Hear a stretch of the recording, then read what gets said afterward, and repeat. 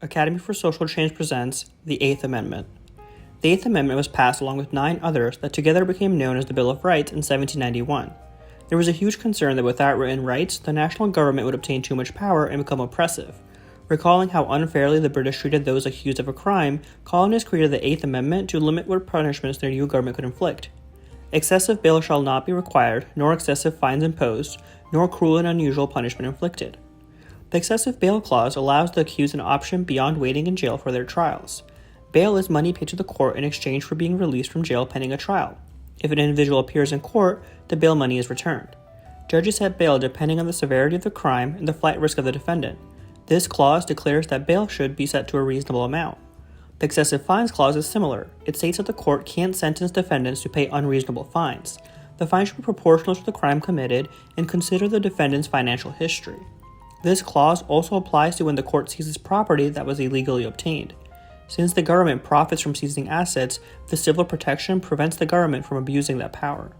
The Cruel and Unusual Punishments Clause says that not only should the punishment be proportional to the crime, but some punishments are banned altogether. Cruel and unusual punishments are defined as anything arbitrary, unnecessary, degrading, and socially rejected.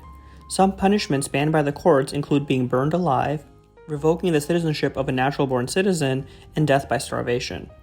The Supreme Court's decision in Stack v. Boyle, a case from 1951, established that any bail set above the reasonably determined necessary amount is excessive. The court has also identified several protected classes that cannot be sentenced to death. For example, in the 2002 case Atkins v. Virginia, it was declared unconstitutional to execute someone who is mentally disabled. In 2005, the same was applied to persons who committed the crime when they were 18 or younger. The most hotly debated clause is by far the Cruel and Unusual Punishments Clause. Many cases have involved this clause, especially when dealing with the death penalty. The United States has a complicated history with capital punishment. For a brief time in the 1970s, the Supreme Court even declared the death penalty arbitrary and therefore unconstitutional in Furman v. Georgia. The decision was ultimately overturned by Gregg v. Georgia in 1976. However, the debate continues over when, if ever, the death penalty can and should be used. The modern bail system has also been criticized. Not everyone has access to disposable income, but not paying bail could mean waiting in jail for months or years until the trial. Thus, while the bail amount is proportional to the crime, most low-income defendants must choose the burden of bail or await trial in jail. Neither of these options is ideal. As a result of this system, many people in this position choose to accept a guilty plea just to go home. Doing away with cash bail for most criminal cases would reduce prison overcrowding and lift the burden on low-income people. Several modern prison practices can be considered cruel and unusual.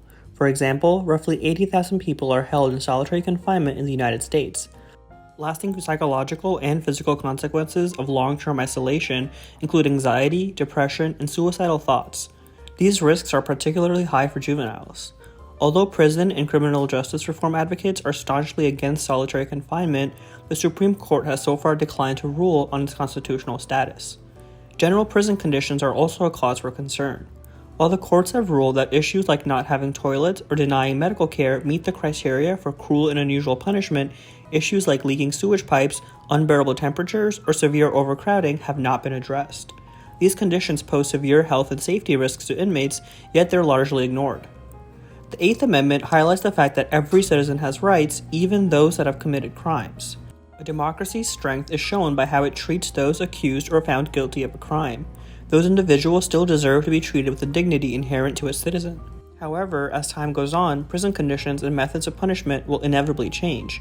Additionally, what society considers to be morally permissible, and thus what's cruel and unusual, will shift with time. Therefore, we must be vigilant about calling out practices that are no longer acceptable or that aren't fitting of a democracy. Now it's your time to think further. Do you agree or disagree with how the court defined cruel and unusual punishment?